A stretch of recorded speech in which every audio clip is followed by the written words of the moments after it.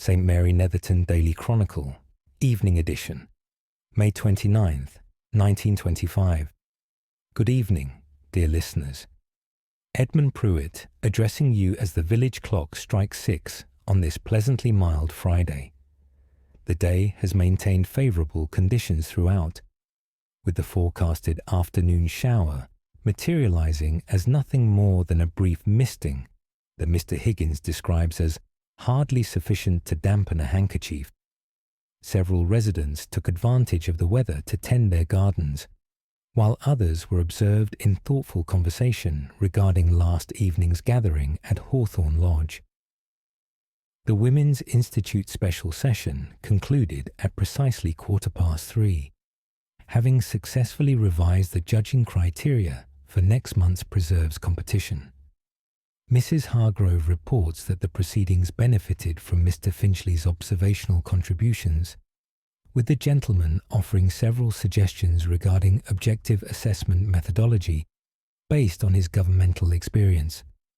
The amended criteria now include a category for innovative flavour combinations, balanced by careful evaluation of traditional preparation standards.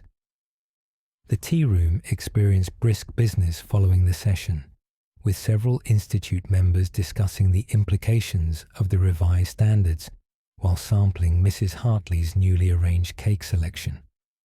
Colonel Weatherby was observed examining the permanent addition of orange slices to the condiment tray, with an expression suggesting philosophical acceptance of measured change.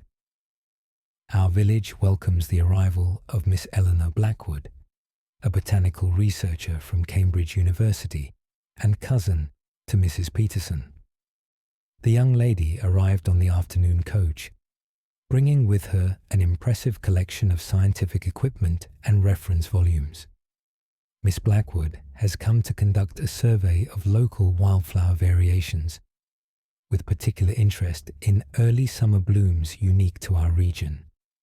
Dr. Peterson has arranged suitable workspace in his garden shed, while Constable Porter was observed providing a detailed orientation to our village boundaries with particular emphasis on promising locations for specimen collection. Miss Blackwood made a brief visit to the post office shortly after her arrival, where Mrs. Crawford reports she impressed those present with her scholarly knowledge and warm demeanour. The visitor expressed particular interest in the persistent dandelions at Hawthorne Lodge that Mr. Fletcher had preserved for ornithological interest, suggesting they might represent a subspecies worthy of documentation. Constable Porter has volunteered to escort Miss Blackwood to the property tomorrow morning, following confirmation of a suitable time with Mr. Finchley. Young Timothy Wilson continued his percussion practice this afternoon, incorporating several techniques observed during last evening's gathering. Mrs. Wilson reports that the boy has developed a method of muffling his improvised practice apparatus with folded tea towels, demonstrating consideration for household tranquility that she finds particularly encouraging.